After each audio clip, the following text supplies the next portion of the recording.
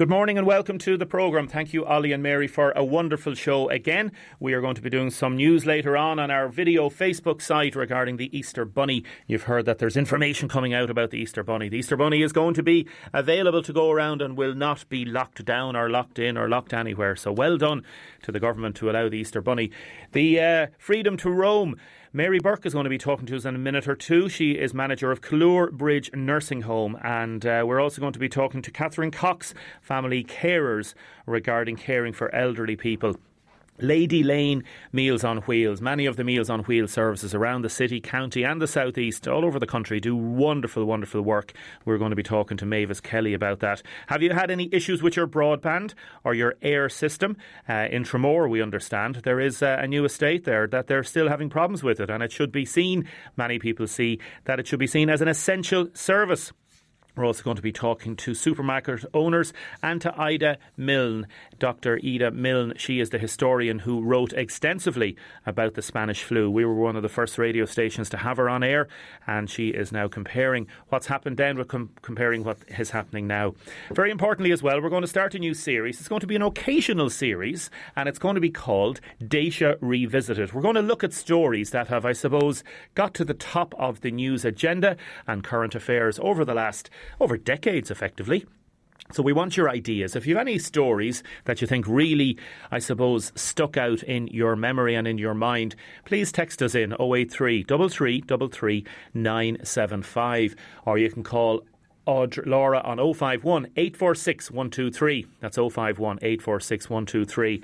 And today, later on, just after 11 o'clock, we're going to be talking to Tramore and possibly a few other people about, can you believe it, this week, 30 years ago, the Waterford Crystal strike happened. 30 years ago this week. The entire glass story is told fabulously by Jim Nolan, and our Liz Reddy put together the CDs and the documentaries as they went out. So here's a little clip from The Glass with Jim Nolan. Here we go.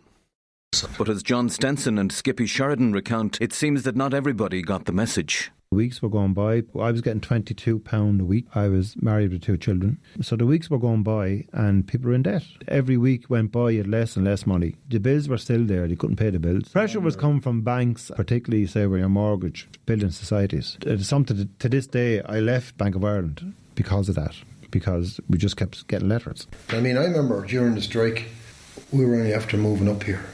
I think the interest rates went up from, I think they hit something like 16%. I mean, we were within an ass's ball of losing the house, and I had people knocking at the door looking for. I remember the fella I got the mortgage off. I remember ringing him. He was looking for me, ringing me. I remember ringing him back one day, and he said, "You didn't pay the mortgage." I said, "I can't. I'm on strike." "Pay your mortgage," so I take the house off you. So if anybody wants to text in their memories from 30 years ago this week, we're going to be playing more clips of that. Going to be talking to Tramore and a few other people after 11 o'clock, part of our Deise Revisited story. We also want to know, have you any people around that have holiday homes? Any ideas of holiday homes and people coming back to holiday homes? Got a text from somebody saying that yesterday evening, the first of our holiday home neighbours arrived from Dublin. What's happening to stay at home? You're not supposed to head to your holiday home for the weekend. This is not a holiday. A text in from somebody there. Any experience of that? Let us know, please. Also, if we have any update during the programme regarding Boris Johnson, we will bring it to you as it happens. We'll keep the news open there on that. Mary Burke. Mary, good morning. Good morning, Damien. How are you? I'm good, thank you. How are you? We're good, yes. All is good in Clúr Bridge. Tell me a little bit about Clúr Bridge Nursing Home. How long is it there and how many residents do you have? Clúr Bridge is open 15 years. We're out on the airport road and we have 79 residents. And is that capacity, as you'd call it, or... That is capacity. That is capacity, yeah. Because I know in the last few years there's been quite a lot of demand on nursing homes in terms of, I suppose we have an ageing population, and particularly nursing homes like yourselves that would have a very good reputation. People want to have their loved ones there if they see fit and if the time comes to it, isn't that it? Absolutely, yes. There's a huge demand for nursing home beds, especially in Waterford. And all of the nursing homes in Waterford have significant waiting lists, and it is difficult for families when they are trying to place their loved one in a nursing home, and especially if it's a nursing home of their choice when there aren't beds available. Yes. How many staff do you have there, Mary, full-time or part-time?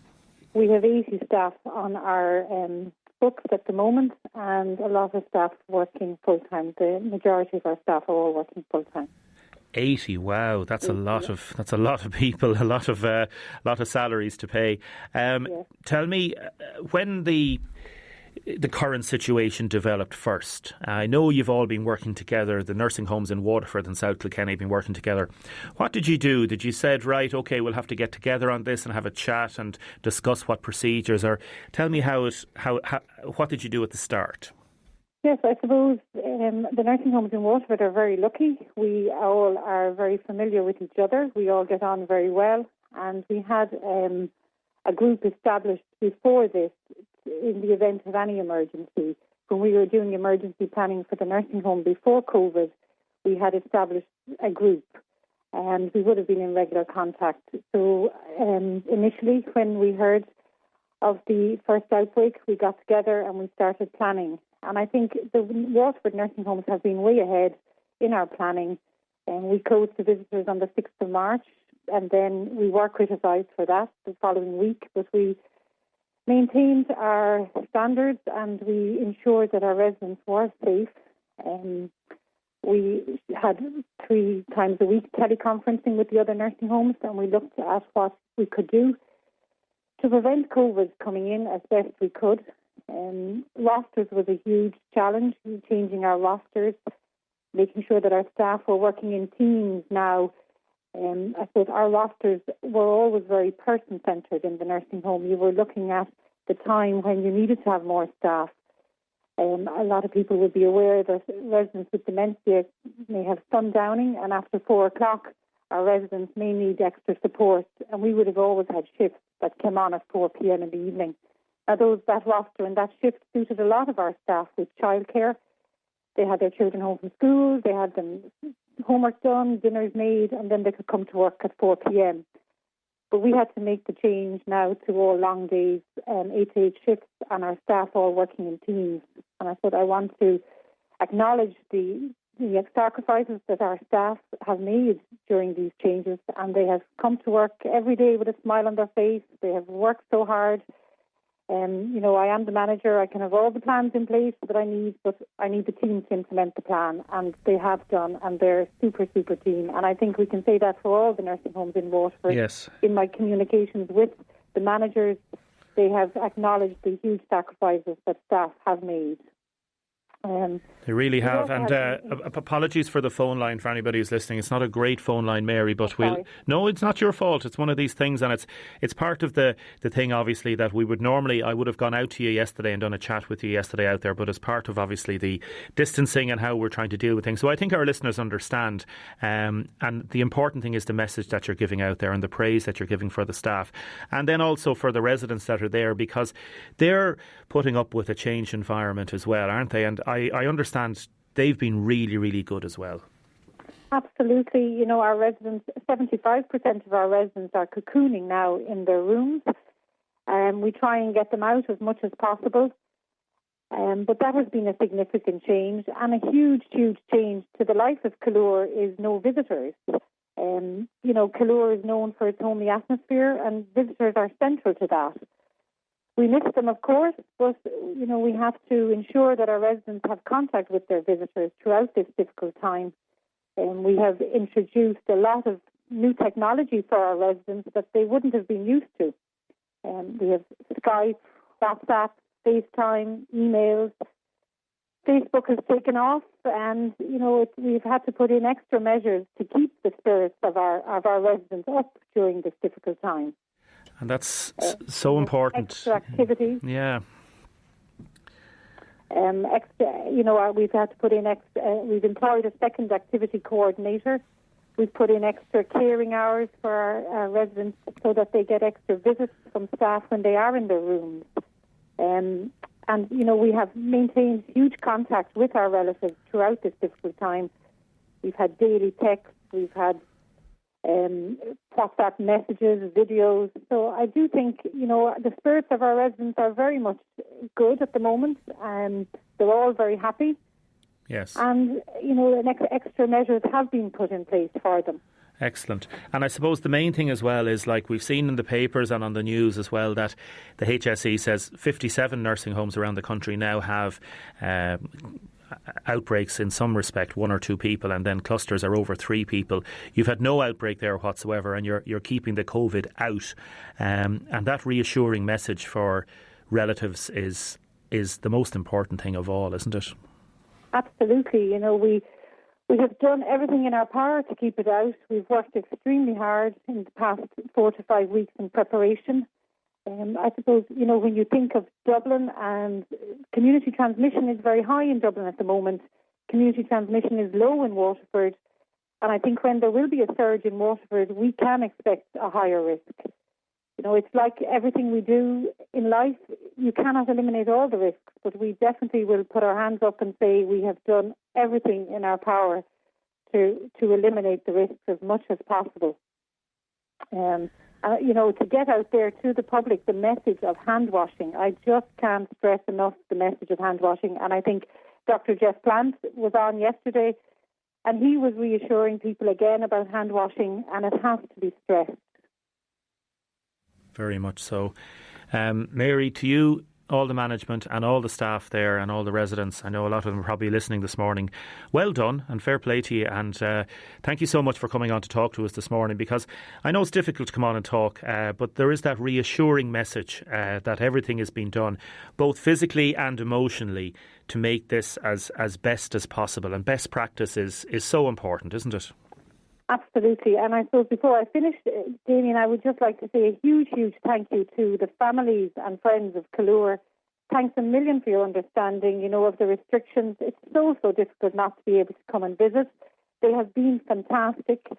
And again, just in case you didn't hear me earlier on, the staff in Callure and all the Waterford nursing homes, they have been outstanding. And also to the owners of Callure, Ken and Marie, they've been a huge support to me in the past 5 weeks. I want to acknowledge that. Also, the HSE have been very supportive to us and Nursing Home Ireland, and we want to acknowledge that as well. Very much so. And again, as you say, you're not speaking for every nursing home owner, but the message that you're putting out there effectively is speaking for them, because that's lovely the way you've put it.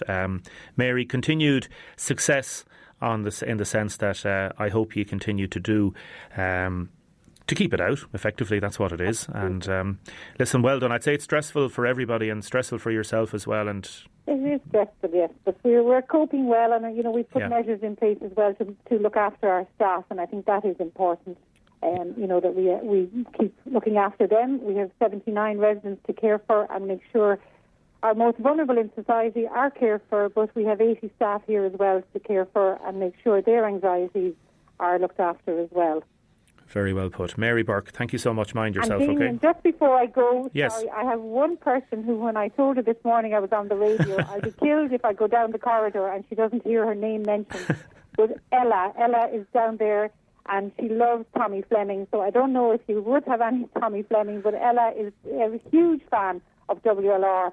And she has her Hey Google device down there listening to WLR every day. So I'll tell you what, we'll play a bit of Tommy Fleming. If we don't do it today, I promised somebody that I'd play a Gloria song at the end today. But if I don't do it today, I'll do it on Friday. But just to remember Tommy Ella. Fleming. I will certainly, to Ella. What's Ella's surname?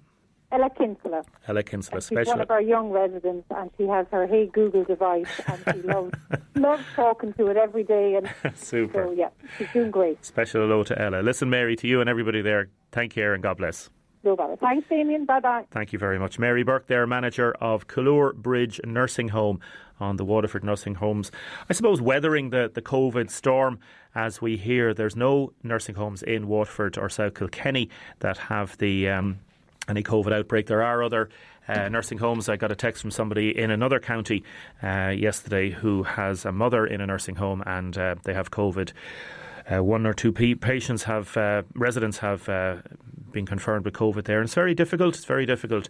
So to everybody working in nursing homes, to everybody that's in a nursing home as a resident, and also the relatives of those.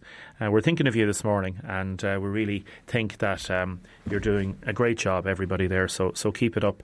A lot of texts coming in.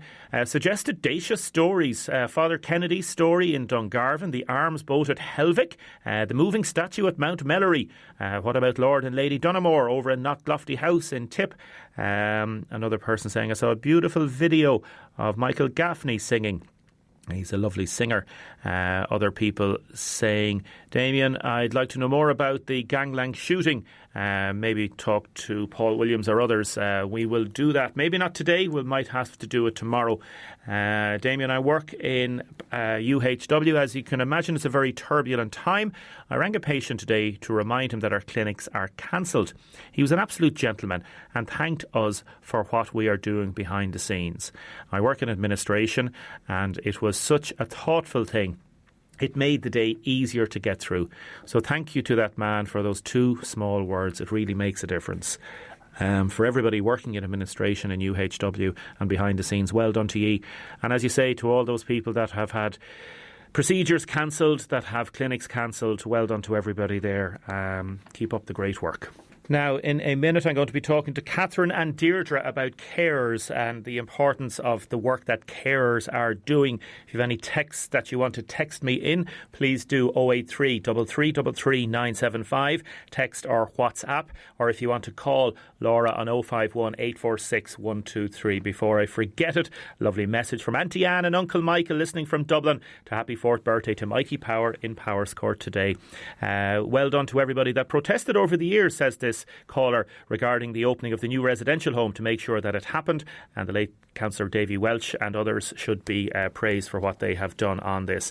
Other people texting about Callure Bridge nursing home and the great work that nursing home people are doing. I'll come back to that in a little while. First we have Catherine Cox. Good morning, Catherine. How are you getting on? Good morning, Damien. Not too bad, I suppose, like everybody else. Very busy and challenging times for people right across the country. You're Head of Communications and Career Engagement for Family Carers Ireland, and we also have Deirdre Daniels on the line. Good morning, Deirdre. Good morning, Damien. How are you? I'm okay, thank you. You care for your 91-year-old mother. Tell me a little bit about yourself first, Deirdre, and your mother, if you wouldn't mind. Well, Mum is 91. We're very lucky to have her in the health that she's in, and we're trying every which way we can to keep it that way, especially during this kind of a challenging time. None of us have ever been faced with before. What's your mum's name? We'll say hello to her. Oh, it's Philomena Daniels, Bonfew in Butlerstown. Very good. And how? Just tell me a little bit about your day and how do you actually care for her, if that's the right way of putting it? Well, during the day, I'm at the moment I'm very blessed. One of my brothers, Pat, has been absolutely outstanding and stepped up to the mark. We've, we have quite a good rota here between me and him and a couple of others. Ordinarily, we would have HSE carers and Family Carers Ireland help out, but we've not been using those services for the last number of weeks, just as precaution, I suppose. We are kind of trying to keep it where the bare minimum amount of people come through the door that have to. We have families that are working in the healthcare field who have stepped back and said, they just can't be coming in. We just can't bring this virus into this house. And I've had to control my own house because I have two teenagers at home in order to make sure that I don't bring anything in here. So it's a kind of a military operation at the moment of cleaning and disinfecting and washing. And it's all in the, our elderly just don't deserve to be faced with this. And we have to make just sure that it doesn't come into this house, and that's it. Yeah, I don't think people realise we could clean as much any particular items, door handles and all sorts of stuff. Yeah. Catherine, when you hear Deirdre's story there, it is one of the biggest concerns for any carers that they could pick up the virus unknowingly from another person, from another source, and pass it on or bring it into their elderly relatives. I presume that's one of the major concerns that you've been hearing nationwide. It is, Damien. I'd say a carer's biggest fear is what happens as well if the carer themselves gets this, who will care for their loved ones. So those two things, and it's why Family Carers Ireland, we have been pushing very hard to get carers named as a vulnerable group within COVID-19. And what that would mean is that they would then have access, for example, to priority testing and verification. So, for example, if they suspected there was a case in a family, that we absolutely would urge the government that they would get priority testing to either rule that in or out. And if then the person did have COVID-19, that we have asked that a contingency plan be put in place so that they know exactly what happens in that event.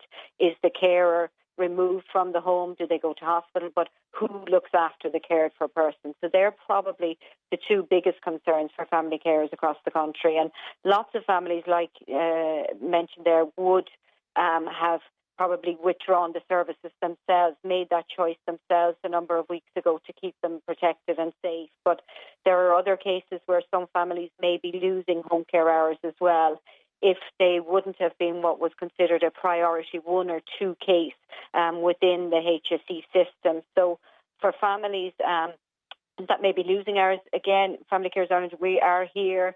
We do have some capacity at the moment where if families are in difficult situations, we have lots of online support. This Thursday we have a gentleman, Brian Nolan, talking about how to look after your own health and well-being during this crisis. We have a GP that came on last week and did that. So we have lots of online support, but also practical support in the community. We are getting PPE, for example, which is personal protective equipment, out to family carers who are really in need of same as well. So there are supports there between ourselves, but other organisations and voluntary organisations in the community for family carers. And we do have our free phone care line as well, which I might give out. It's 1-800-2407-24. And that's available for carers to call to get advice, whether it's their financial circumstances, because this as well is obviously has pressure on everybody from financial sense, from mental health and well-being as well. So we are here, Family Carers Ireland are here to support people, as are other voluntary organisations in the community. And I know you're doing that practically as well, that you're giving out PPE, sending carers personal protective equipment, gloves, masks, etc. Deirdre, what sort of simple changes have you had to implement yourself? Like, for example, I presume going in, are you going in with a mask on and with gloves on and things like that into when you see your mum? I would completely clean down my car before I come out here. Steering wheel, doors, gear stick, everything. I scrub myself before I come here. Then I come in here and I wash again. I don't have access to masks at the moment. I know Family Carers Ireland did call me the other day and say they're posting stuff out, which I'm delighted about, because as much as I can keep my distance from my mother, for example, I have to put drops in her eyes. So I will usually use like kitchen paper and a tea towel or something, and then just put them in the washing machine if I have to go over close to her. And you modify how you do things around here. You're talking to her, but you're standing on the other side of the kitchen, or you're not passing her directly in the walkway or the hallway or anything like that. And just being aware all the time of every step has to be thought out before you do it. Very much so. Yeah. When you hear Deirdre, what she's saying, Catherine, it sounds like people are literally doing what is best practice they think themselves, taking advice from yourselves, but also saying, OK, if I don't have a mask, if I don't have this is what I'm going to do. So they're using their cop on, aren't they? They are. And look, I would say that the HSE have very good guidelines on this on their own website. They do, yeah. We have it on ours. So I would say to people to absolutely follow that. But also, there is a lot of discussion around masks and whether, how much protection they do provide. So I know a lot of, for example, frontline workers, say home care workers going into homes, are not using them at the moment. But I think that may change because things are changing every day. So it may be that further down the line, masks will be provided and people will be asked to wear them. But refer to the HSE, they have the best guidelines, and they're on our own website, familycarers.ie, where people will follow those. And as Deirdre said, it is about washing hands, using that, sneezing into your sleeve, all of those things that we're being told every day, but we just need to ensure that people keep practicing those. Very good. Deirdre, how is your mum? She's great. She's inside watching Mass at the moment. We're blessed to have a tablet here. Is that the Ennis Diamond Mass, or which Mass is it, or where is it from? It's from Butlerstown this morning. Oh, excellent. MCN Media TV. Very good. Which is great. St. Paul's is on there some mornings, and it's a great way for her to be able to keep in touch, I suppose, with her not being able to go to Mass, and it's a great way for her to, I suppose, feel a part of the community still. Yeah, you know? very much so. Well, listen, say hello to her and to all your family, Deirdre. Remind yourself. Catherine, Great. to you and all the carers around the country, special hello, and thank you so much, both of us, for joining us, okay? Thank you, Thanks Damien. so much, Damien. Take care, ladies. God bless. Catherine Cox there, Head of Communications at Care Management, Family Carers Ireland, and Deirdre Daniels. Deirdre lives in Cherrymount and her mum is in Butlerstown. Stay safe, folks, and hope you're keeping well, and mind yourselves. Some texts in about the 30 stories for 30 years. What about Chris Doran going to Ireland? Ken McGrath scoring. What about Billy McCarthy interviewing Gareth Brooks? Can we please say happy 21st to Becky Power in Hawthorne Drive over in Ferrybank. Lots of love. Mam, Dad, Leanne and Owen. Hope you have a great day. Good morning, Damien. How are Cocooned expect to collect their pensions? Their needs might be delivered to their doors, but they still have to be paid for. You can delegate, assign somebody to collect the pension for them. My mum is a resident of Killure Bridge. I heard Mary Burke being interviewed. Can you please say a massive well done to Mary and her excellent staff for their hard work? That's from Larry. And can we at Ella's family say thank you so much to Mary for the hard work and care they're giving to all the residents? And another caller in about Care Choice in Dungarvan. They are doing a great job. Now keep your texts and comments coming in. 083 3333 975. John in Lismore says the Bank of Ireland in Lismore is closed for the foreseeable future because of COVID-19. Fair enough. But the state of the ATM machine on the outside wall is a disgrace. Rotten with dirt, bits of tissue, disposable gloves everywhere. I tried to call them, put them on a waiting list. Don't want to be complaining at a time like this, but it's very bad, says John. So maybe the people of Lismore can sort that out down there. The HSC officials were on the news last night, says another texter, saying they were systematically testing healthcare nurses and assistants. I wonder when it's going to start. We're not being tested yet. Good morning. Can you give a big shout out to the residents and staff and the Little Sisters in Ferrybank, especially the women working in the kitchen? Few people have been texting in saying 10 days waiting for my swab result as a healthcare assistant. Another person saying I did a test 9 days ago, still haven't got any results back. Keep your texts and comments coming in about that. Now, Meals on Wheels services across Waterford City, County and the South East. Phenomenal services. Mavis Kelly is the manager of the Meals on Wheels service in Lady Lane. Mavis, tell me about the Meals on Wheels, please, in Lady Lane. Well, the Meals on Wheels service started back here in the 1960s. And today it has progressed really to providing a hot, nutritious meal at an affordable price to everybody in Waterford and the surrounding areas. I actually go as far as Slievrew, and I have a great team there out there in Kilmacow who comes in, picks up the lunches and takes them to about 5 or 6 houses out there. So we do a fine radius, Damien, in the Waterford area. Yeah, I know there'll be too many people to thank and to mention individually, so we just want to, obviously at the start, just to thank everybody that helps out. I presume there's so many people help out. And Oh my God. First of all, I'd like to thank our 3 chefs, Mary, Tom and Joe, and I have a fantastic CE staff here. They are all coming in here now as volunteers, from cleaning, washing up, cleaning the ovens, on their feet all day, every day. And since this started, I would have had about 15 community employees in here. So I had to scale it down a little bit. And none of them, I gave all them the option, look, if you don't want to come in, there's no problem. But not one of them said no. So I have about 6 or 8 of them here now who really keep the show on the road with the 3 chefs in the kitchen. Fabulous. I had a lot of volunteers here, went out before the virus, and they would drive every day, take around the meals. It wasn't just the meals. Hello, how are you? A chat. I always took a next of kin detail when I would be getting the orders in, so that if they weren't well, I would discreetly ring the family and say, look, your dad fell in the garden today, which often happened, and the relations were delighted to know that there was a little check around midday to see that everything was okay at home. Yes. So I lost a lot of them because they were over 70, they were retired, and like mine is a really good story, because who took up then was younger members. One gentleman had to close his restaurant in Tramore East, and he drives here 3 days a week, takes around the meals. I had lots and lots of people ring me. So instead of 3 rotas going around the city now, I now have 6. So they're so good. Even one girl said to me, look, any day I can't do it, my sister will do it.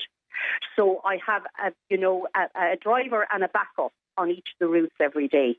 That's excellent. Really excellent. Now my main thank you here, who I couldn't survive without, is Dave Butler and his fantastic team of community Gardaí up there in Ballybricken. Yes. Anything I've asked them to do, it's not a problem with them.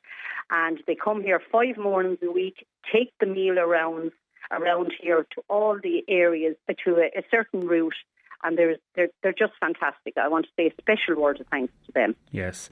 Tell me about the numbers of people that have the meals.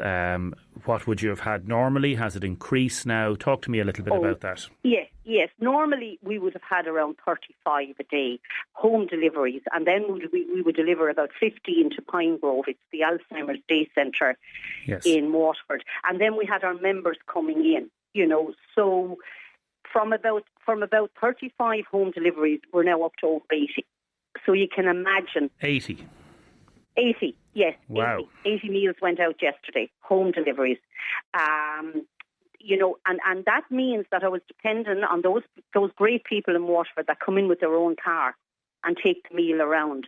And, they're probably out of a job at the moment, but it doesn't matter. So volunteers are just really keeping the show on the road, the CE staff and the chefs. They make my job easy when they're so helpful. Yes. And how does it work? Do people just ring up and order it, or does it have to come through an organisation? Or and how much is a meal? No. Tell me about the cost of the meals as well. Cost of the meal before last week was €7 for a dinner and a dessert. And your dinner then, because of the volume, I regret to say I had to eliminate the dessert for last week and this week, but next week we're on top of it now, so we hope to introduce the little dessert going out again. The dessert is back. Hippie! The dessert is coming back. And this week, to say sorry to all my loyal customers out there, I have a chocolate treat for every one of them. So the Easter Bunny is coming, and it was donated by TK Maxx. When they were closing, two fantastic ladies came up here with a boot full of treats, chocolates, and Easter eggs. And so to say sorry, everyone will be getting that probably today or tomorrow. So they can look forward to that. And it also helps keep the morale up. We appreciate, all your customers. I'd say, Mavis, now, and I wouldn't say apologies are needed in any way, because I'm sure people are so grateful. And so literally, can somebody just ring up the centre there? Yes, they would ring up the landline here, 051 874 056. And we would take we would give them the menu of the day, and we would take a name and address, usually an air code now, that with the volume we have, and I would always take a number that we could contact should a person not be well when we arrive. You see, what happened in Waterford is a lot of people have family, but they're not living locally. So if you have children in Dublin, or some of them are in Donegal, it's great to know that we're calling, and that, as you know, with the volunteer, they have that bit more time. We're obeying the social distancing, in that what we do is we come with your lunch and we'll hang it on a bag on the door knob if you have one, else I'll make other arrangements, and we will ring the bell, step back and make sure that the person comes to the door. Very good. So we're kind of covering all angles. Yes. We would have keys of some houses that people mightn't be mobile enough to answer the door, or we would obey the social distancing by going in, leaving it on the table and coming back out again. So, it proves the trust people have in us going in and out. Yeah. And are you And as part of an official government service, or is it an independent group? Or well, it's run on a board of management basis, yes. which are all volunteers as well. Wow. And we have a subsidy from the HSE. And, we managed to get along. We've had great businesses here in Waterford. Supporting over the years, yeah. In particular, Arkeen Stores, if you ever saw our boxes, are out there, our donation boxes. They're a very loyal friend. And Bosch and Lom are just fantastic. They come here every year, usually around Christmas with a donation. And about not last year, the year before, they asked me, how are things going? And I think on that particular day, our old van had broken down. And only last year then, a little surprise came. Anne and Shirley out there came in and they said, would you like to change your van? So they treated us to, a new van, which was just fantastic. Wow, that's fabulous, yeah. So tell me about the menus and the best meals, and tell me tell me about the chefs now and their favourite. What do they really like cooking? Well, for we all like. Well, some of us would like it's plain cooking, like what they'd like. Like one of the favourites here is roast chicken, or the bacon and cabbage, or liver and onions. We have a varied menu: shepherd's pie, roast beef, fish of the day on Friday. Really, they're fantastic. The three chefs in there will cook. It's no problem to them now to get out the meals. No problem whatsoever. Excellent. And you're not obviously going to tell me which is the best chef. They're laughing as they're listening to this now. No, I can't say that now because they'll be all tuned in. So we can't, we can't speak about anybody in particular, but I'm deeply grateful to the three of them and the CE workers. Yeah, very much so. Tell us about yourself, Mavis. Do you enjoy it? How long are you doing it yourself? Well, I'm here 8 years and I came from the construction industry. Mm-hmm. I was with construction for 39 years and then I ended up, coming in here and I love it, sure. I mean, it's nearly a vocation at this time. Yeah. And, by bringing a meal, if I can help those frontline staff, by keeping people safe and staying at home, I mean, that's really all we want to do because their lives are on the line. So, they are. If we can help in any way with those, we will do so. And what's your own family situation? What part of where are you living yourself? Oh, I live in Kilmacow. Very good. So, yeah, I live in Kilmacow. Do you want to say hello? Do you want to say hello to any relations?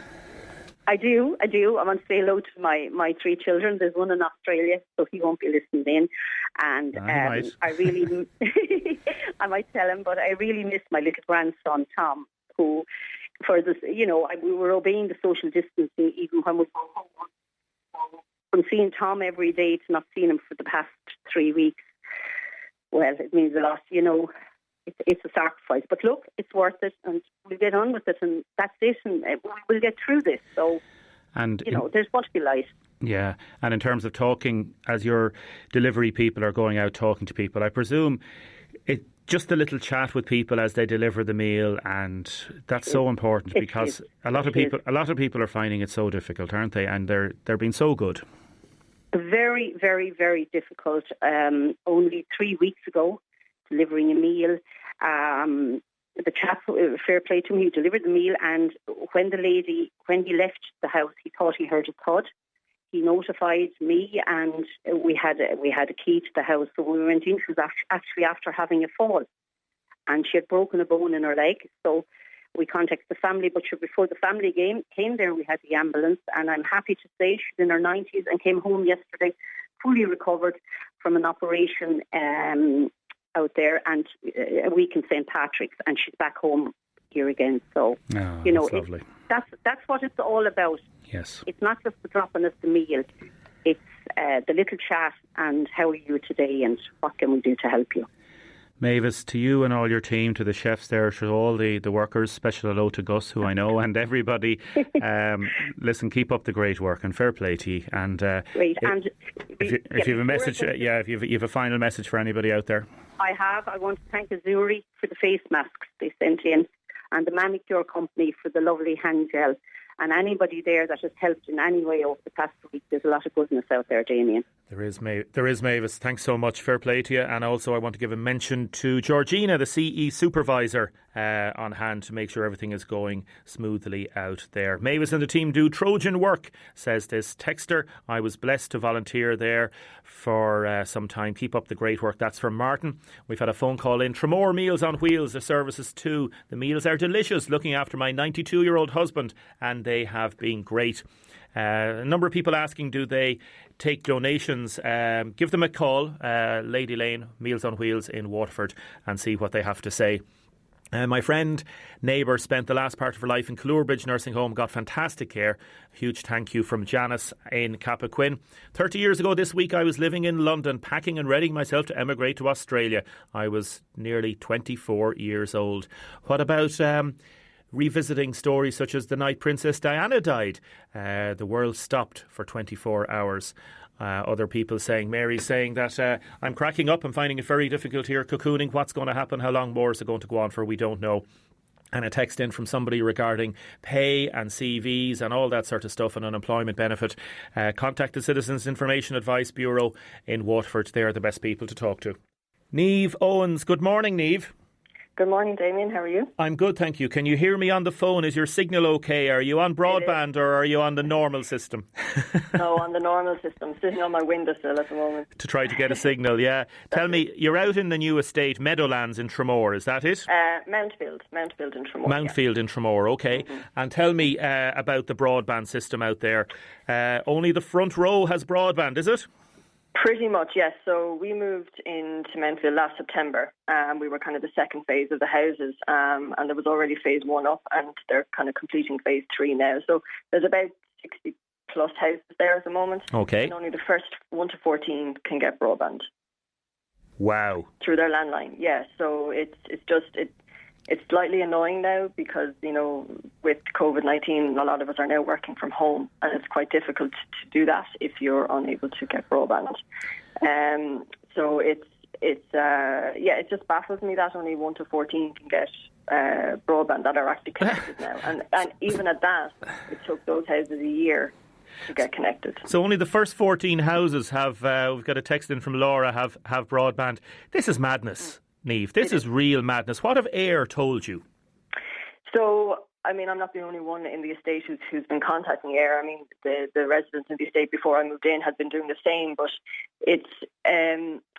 So when we moved in first, we rang and basically were told that the lines weren't connected. So there was big red dots over our houses, which meant that we had no signal. So the lines, there was something that weren't connected, and other people were being blamed. And Air said that Open Air, who are their subsidiary, are in charge of connecting the lines. So Air and Open Air don't talk to each other.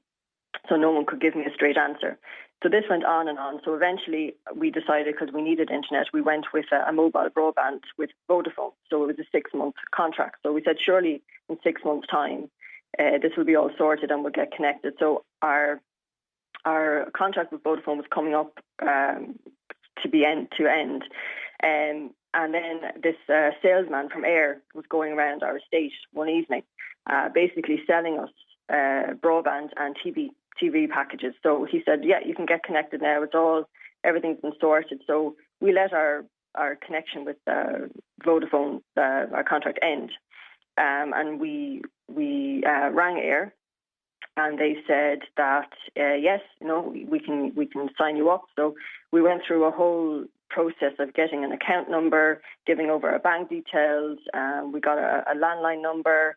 It was all going swimmingly. And they said, OK, we'll have you down for an installation in a week's time. So during that time, we had no internet. So I was working off a bad mobile phone signal, trying to get a personal hotspot. Oh, this is ridiculous, yeah. My laptop, it was horrendous. But so the day for the installation came and there was nothing. And normally you get a text message the day before to say that the technician will be coming out, but we got nothing. So I spent 2.5 hours on the phone being passed from post to pillar to eventually find out that our account had been cancelled, and no one had thought to tell us about this. And when I asked, they were like, "Oh, we don't know why it was cancelled. It's just been cancelled." So we said, well, can we get broadband? Yeah. And they said, yes, no, you can. So they started then to set it up on a new account. I talked to this lovely guy in sales, and he was, apologetic and said, yeah, no, you can definitely get broadband. It'll all be sorted. And set up a new account, took our bank details again, told us we'd have an installation date of Wednesday, and it'll all be fine. So Wednesday came around, and we had no technician, no modem was delivered, nothing. Spent another 3 hours on the phone to eventually being passed to the fulfillment team. So this is obviously another team within Air that does fulfill your order. And then this person told me that the order had been cancelled yet again, and that we're never going to be able to get broadband because our connection is... This is just not on. I'll tell you what we're going to do, Niamh. We're going to get on to Air now. I'm going to make this a priority now today, and we'll get on to Open Air as well, and we'll get on to the builder. And next Tuesday morning, we're going to try and get loads of residents to be phoning us and to contact us, and we'll make a big issue of this because this is just not good enough. It's not good enough at all. No, it's not. Particularly, I mean, this day and age, it baffles me that in a new estate, I'd say something if we were living in the countryside, broadband is a bit sketchy, but we're in the heart of Tramore. It's not like we're in the middle of nowhere. No. It's strange. Just an answer would be nice. And if we could get that, then that would be great. OK, listen, we've run out of time just at the minute because we've the news coming up at 11. We'll come back to you for Tuesday morning and we'll make a big issue of this on Tuesday. Perfect. Niamh, mind yourself and keep in touch, OK? You too, Damien. Thanks a million. Thank you very much. Niamh owns their problems with the estate in Tramore and broadband. We're going to come back to that. If you're on that estate, please text us 083 3333 975. You probably won't be able to WhatsApp us because you probably don't have broadband.